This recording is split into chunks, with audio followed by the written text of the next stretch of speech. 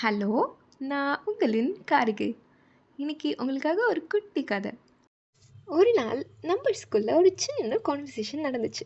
அப்போது number 9 number 8 கிட்ட போய் நான் உன்னை விட ரொம்ப பெரிய நம்பர் அப்படின்னு பெருமையாக சொல்லுச்சு. இதை கேட்டுட்டு நம்பர் 8 உடனே 7 கிட்ட போய் நான் தான் உன்னை விட ரொம்ப பெருசு தெரியும்ல அப்படின்னு ஏளனமாக அதை பார்த்து சிரிச்சுக்கிட்டே சொல்லுச்சு. இதை கேட்டோடனே நம்பர் 7 அதையே போயிட்டு 6 கிட்ட ரிப்பீட் பண்ணுச்சு.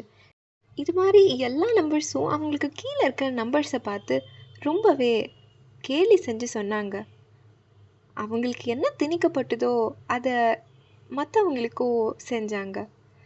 கடைசியாக நம்பர் 2 நம்பர் 1 கிட்ட போயிட்டு சிரிச்சுக்கிட்டே என்னையும் விட ஒருத்தன் சின்னதாக இருக்கான்னு நினைக்கும் போது மனசு கொஞ்சம் திருப்தியாகவும் ஆறுதலாகவும் இருக்குன்னு சொல்லிச்சு. ஆனால் நம்பர் 1 அது கேட்டுட்டு எதுவுமே பதில் சொல்லாமல் ஒரு அசட்டு சிரிப்பு சிரிச்சிட்டு அங்கேருந்து மூவ் ஆயிடுச்சு. அது 0 கிட்ட போச்சு. 0 உடனே போச்சு, இப்போது நம்மளுக்கு வேல்யூவே கிடையாது, நம்மளை இவன் அசிங்கப்படுத்த தான் போகிறான் அப்படின்னு எல்லாத்துக்கும் ரெடியாக இருந்துச்சு. பட் நம்பர் 1 அந்த மாதிரி எதுவும் பண்ணாமல் 0 கிட்ட போய் நம்ம 2 பேரும் தனித்தனியாக இருக்கும் போது நம்ம ரொம்ப சின்னதாக தெரியும், ஆனால் சேர்ந்துருந்தா நம்ம எல்லாரும் விட ரொம்ப பெருசாக தெரியும் அப்படின்னு ஒரு குட்டி ஸ்மைலோட சிரிச்சுக்கிட்டே 0வோட ஷோல்டரில் கை போட்டுச்சு. அவங்க 2 பேரும் சேர்ந்து 10 ஆயிட்டாங்க. ஸோ நம்பர் 10 இவங்க எல்லாரை விட பெரிய நம்பர். கரெக்டாக?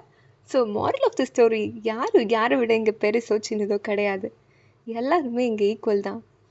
அண்ட் செகண்ட் திங், நமக்கு ஒன்று திணிக்கப்பட்டா அதை நம்மளும் அப்படியே மற்றவங்களுக்கு செய்யணும்னு அவசியம் இல்லைல்ல. நம்ம கொஞ்சம் டிஃப்ரெண்ட்டாக இருக்கலாமே. எஸ், எல்லாருமே சேர்ந்து க்ரோ ஆகலாம். ஓகே, பாய்.